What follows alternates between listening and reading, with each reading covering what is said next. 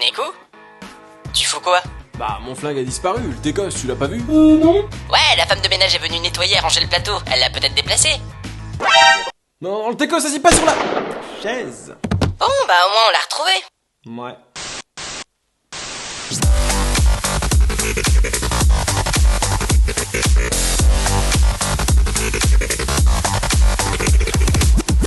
Merci d'avoir regardé le 17ème épisode du journal du Micmac, à bientôt sur internet, salut!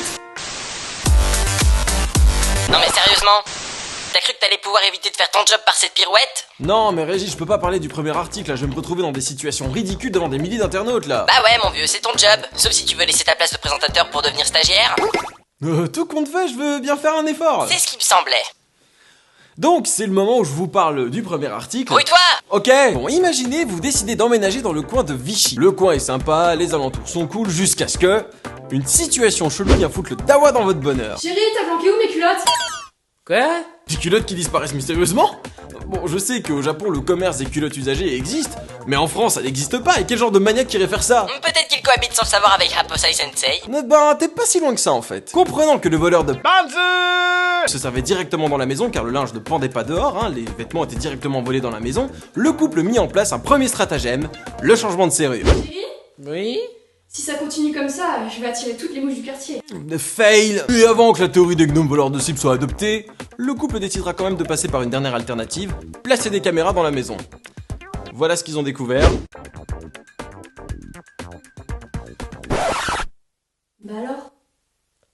Ah bah c'est pas les gnomes voleurs de slip, hein. Et c'était le voisin, à poil, qui avait trouvé le moyen de venir les choper. Ah bah finalement Raposai vivait pas chez eux, mais à côté de chez eux. Le mec a trouvé une super technique pour s'introduire dans la maison, en passant par le soupirail, le tout à poil pour passer plus facilement. Et toute cette technique d'intrusion sophistiquée pour chorer des culottes.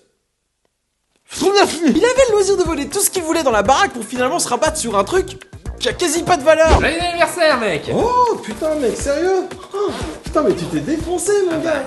Waouh, attends c'est quoi, c'est... Oh, c'est trop stylé mon gars. Putain mais merci ça fait grave plaisir.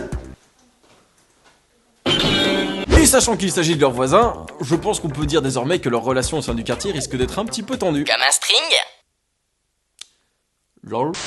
L'été est fini et le soleil me manque déjà. Pas étonnant pour un Belge. Donc partons dans un coin chaud et ensoleillé, le Maroc. Pas étonnant pour un... Chut, imaginez, vous êtes chez vous et tout va bien, jusqu'à ce que...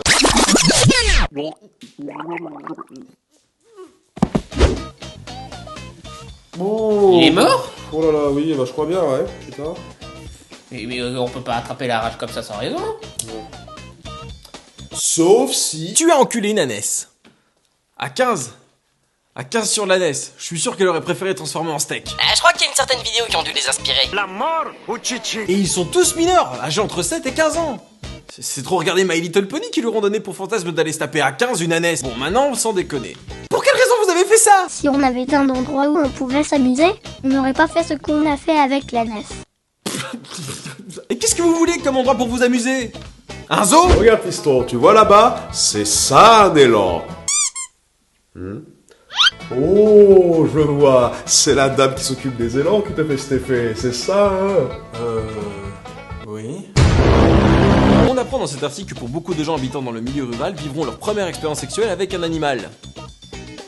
En France aussi, vous vous souvenez du mec de l'épisode 11, il devait récidiver. Ce qui est sûr les enfants, c'est que votre acte risque de vous coûter la vie. La prochaine fois, allez le faire avec une prostituée sans capote, vous risquerez d'avoir moins d'emmerdes. La morale de cette histoire, c'est que si tu veux baiser la nature, elle te baisera à son tour.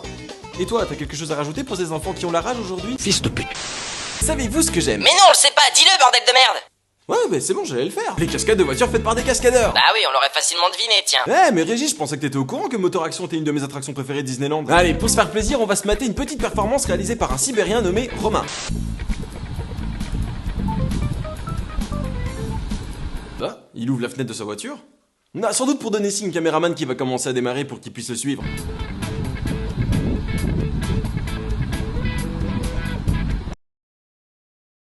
Non, il va pas.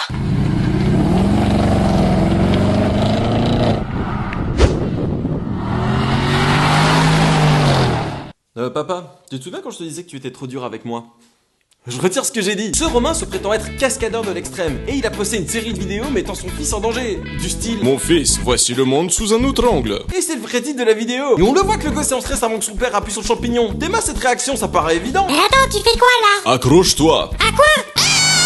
Mais il a rien compris. Être cascadeur, c'est se mettre en danger, mais pas mettre en danger les autres. Allez, c'est parti pour son parachute dangereux. Mais alors pourquoi c'est moi qui ai le parachute alors Un père comme lui, ça doit avoir une toute autre notion d'aller prendre des vacances avec son fils. Les vacances avec mon fils, c'était super. On est allé en Chine, il a adoré la Grande Muraille. Et toi, avec ton fils, ça se passe comment? Tu l'emmènes en voyage des fois? Ouais, on a visité la Tour Eiffel, mais il y a eu beaucoup de vent. Oh, et il a apprécié? Ah, je t'ai dit, il y a eu beaucoup de vent. Ah bah j'ai perdu l'équilibre, le monde il l'a vu sous plein d'angles différents là. Ce mec est maintenant activement recherché par la police sibérienne, et j'espère qu'ils vont le trouver. Enfin, en même temps, tu me diras, rouler de cette manière, c'est plutôt facilement repérable. Et une fois arrêté, j'espère que les détenus lui feront ce qu'ils font subir aux gens qui maltraitent les enfants. Bah, c'est pas un pédophile non plus. Oh non, je dis pas ça. Je dis juste que ça leur donnera peut-être de nouvelles idées de torture. Hé, nouveau venu, tu vas venir avec nous à la tour de garde. On va te montrer le monde sous différents angles. Merde. Et voilà, c'était l'épisode 17 du journal du Micmac. Merci à vous de l'avoir regardé. Si cette vidéo t'a plu, bah n'hésite pas à la partager. Et si tu veux me rejoindre sur les réseaux sociaux ou m'y envoyer des articles ou me soutenir sur Tipeee, tout est dans la description. Et je vous annonce aussi que j'ouvre désormais des cours de basse en ligne. Donc si vous êtes intéressé, allez checker la vidéo où j'en parle qui est Terrasse 2 sur ma chaîne personnelle ou inscrivez-vous à mes cours directement via cette adresse email. À bientôt sur internet. Salut!